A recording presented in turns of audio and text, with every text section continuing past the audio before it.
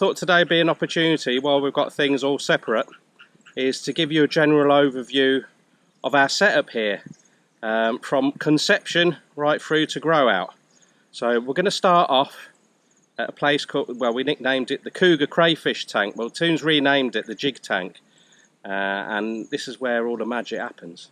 Here, set below ground level, is the Jig tank. Now this is only, presently it's about 4 inches deep. That's a little bit higher than usual because we've got quite a bit of rain over the last week or so. Now there's no filtration in here at all, there's no aeration in here. What we've found is the less water that you have in here, the happier the crayfish seem to be. So in here we've got our biggest girls, all our cougar crayfish, and one lucky lad. I would say there's at present 13, I can't remember if it's 13 or 14 big lasses, and the young stud muffin, he's in there doing the business. So what we do is every now and again we take out the hyacinth and thin it out a little bit. We take the snails out for a little while. We don't drain it, all we do is net it and get the crayfish out. Once we get the crayfish out, it's just a general check over their health, but also to see who's actually buried up. When we say buried up, who's carrying eggs. So on average I would say we're getting 4 or 5 pregnant each time that we're checking. So we take them out of here, put the ones that aren't pregnant and the lad back in here, put a few of the hyacinth back and a few of the guppies and the snails. So the guppies are for keeping the mosquitoes down, and the snails are for keeping the muck on the bottom down, the detritus.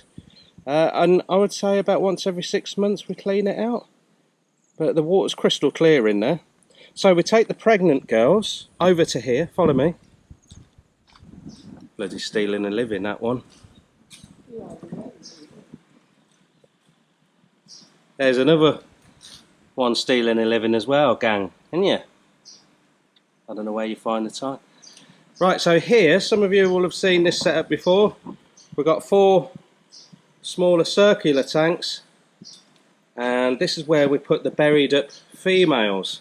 So sometimes we have to pop 2 into the same bucket. If we have to do that, then we judge it by not the size of the crayfish girls, but the state of the berries and how far along they are. So we put them in there, and then when they're just about to hatch out, we take some zooplankton out of this tank here and pop it in there, and that will stop the mother crayfish eating their own crayfish when they hatch. What they actually do is grab hold of the algae and shove it underneath their stomach, and that's so that their babies can eat it while they're still clinging on to their stomachs. Once you see them, oh, there's a bloody wasp there. Dan coming back, Toon. It's alright, don't move, it's alright, it's gone. Now once the baby crayfish leave the parents, we then take the parents out of here and put them back into the jig tank. So they all normally hatch, all 4 tanks normally hatch within a few days of each other. We then transfer them into 1 tank, maybe 2, depending on how many we've got. And we don't feed them, we just keep on giving them plankton for a week or 2. And then once they're big enough, once they're ready for a proper feed, we feed them for about another week in here, and then they're big enough to go into here, our main tank. Now we've just cleaned this out, and we've put the nice sized ones into our grow out pond, but there's a few that are a little bit too small, so we've kept them to one side. I'll just show you. So in here, they're a little bit too small. I think we've got 2 late ones. This one's big enough for the grow out pond, so that one needs to go out, and maybe that one. We could put it back in here, but they are cannibalistic. They do eat each other, so the big ones will prey upon the small ones. So these are going to be transferred back into this big tank here. Now when I say we've cleaned this out, we haven't actually scraped the bottom clean. You always got to leave a little bit of algae in there. You don't want to be starting your tank from scratch again. I know a lot of people, they dry their tanks out, even wash them down with bleach. We don't want that. We want our snails to do our cleaning job, and this is why we've gone very heavy on the snail numbers. So you can see the gunk coming out of these now. They certainly get through a lot of rubbish in there, and any food that you throw in for your crayfish, if you've overfed your crayfish, these will soon mop it up. These eat an incredible amount. The other good thing is, let me try and find a couple of bits. It's over there on the wall there. That's where the snail eggs are. Well, they've all hatched now, and they make their way back down into here, and that's why we keep on getting loads and loads of snails. But the good thing is, when the crayfish are a little bit bigger, they then feed on the baby snails. They're quite easy for them to crunch on.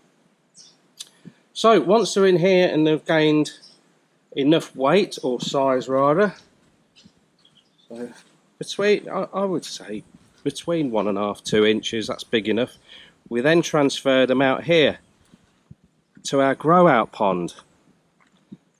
Now, if you've not seen the video where we talk about red claw crayfish, or yabbies as the Australians call them, some people call them crawfish, I know that as well, but here in Thailand they're a non-native species and they're classed as potentially invasive, so you have to have a barrier on there. Now, I know it's not particularly tall, but honestly it doesn't need to, guys.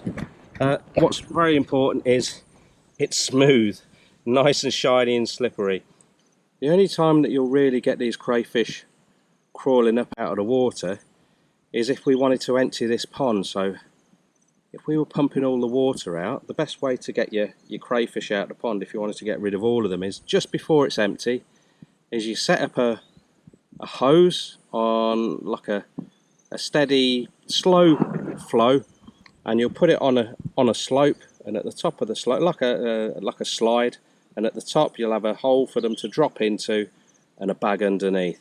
So they'll try and migrate. They'll realise that they're running out of water and they need to get to somewhere else. When you get the heavy rains, they don't come out at all. Sometimes you'll see them knocking around near the surface on here, but remember that they're after the food, so anything that's sort of like growing near the edge, they're noshing on that. The only thing we've got to do, and we need to do it now really, is get the strimmer out and make sure that we don't get any tall weeds here. If the aquaculture officers paid us a spot check, which they are known to do from time to time, then they'll probably pick us up on that. But then again, you get people that are growing these red claws out here, and they just put a blue net, like a mosquito net, around their ponds, and they seem to get away with it. But no, we wanted something a little bit more robust, and robust it is. I could see a few crayfish on the side down here at the moment, but with the glare on the water, I don't think that the camera will cut through that.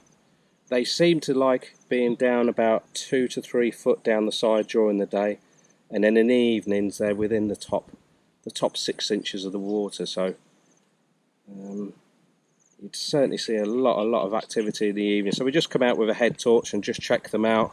There's some lovely sized ones in here now, and now and again we just pop our lobster pot trap in here, and just to make sure that everyone's healthy, they've not got a fungus on them or something like that, and we just keep on letting them grow bigger and bigger, and then hopefully we'll see them all buried up in here, and we won't have to be quite so intensive with the breeding tanks. There's a lot of dead stuff on the surface here. That's just from when I've strimmed before, and you just throw it in there. The first night after you've strimmed and you've put this in here, there's crabs and crayfish all over the place. Now we have been taking the crabs out.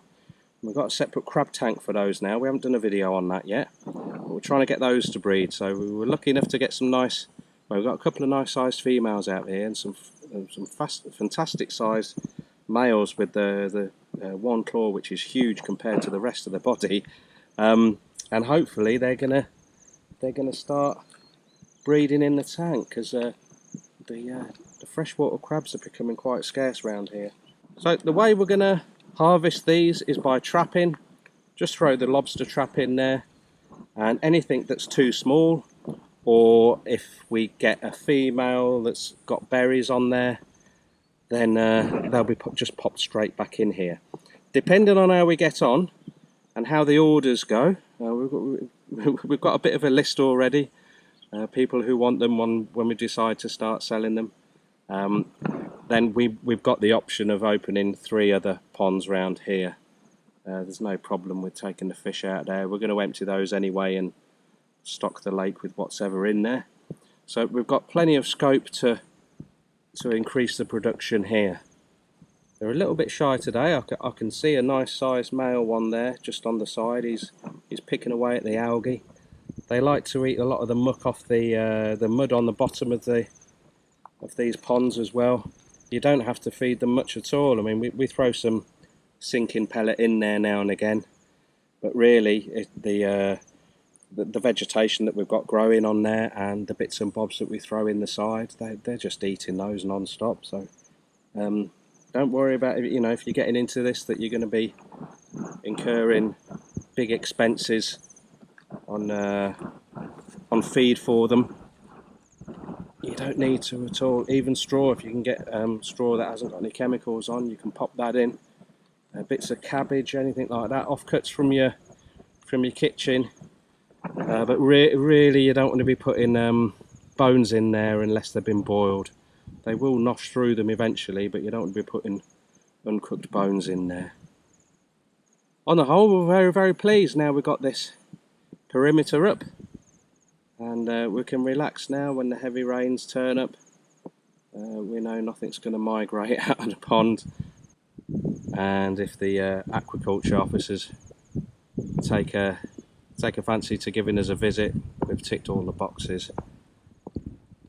We've still not eaten any, but I think the time's coming, so probably the next video is us popping our lobster trap in here and taking out some of the big males. They're the ones that we want to eat. The males grow a lot bigger than the girls, and hopefully if we can get them to like 300 or 400 grams, I hope we're going to stick them on the barbie. If you've not seen any of our other crayfish videos, there's a link on the end screen coming up shortly. That's a link to the playlist of all our other crayfish videos. So how to create a tank for your crayfish, how to breed them, how to use egg trays, what else, how to identify males and females, all those sorts of things help you get started. Also, if you're in Thailand, there's a little bit in there about Redclaws and them being non-native and what you need to do. It's quite straightforward, guys. You just got to be upfront and honest with the aquaculture guys. We've also got a little bit of information on one of our pages on our website. So in the description down below, we've got a link to our website, so you can check out some more information there. And if you've got any questions, then just pop them in the comments below, or you can send us an email. Again, the email address is in the description, and I'll get back to you. I've got loads of spare time, no problem getting back to you within a few minutes, really. Right, I'm just going to go and grab a coffee. I haven't got time to sit in a hammock, but I'll have a quick coffee while I'm carrying on doing my bits and bobs. Alright guys, happy yabbies, and we'll see you again soon.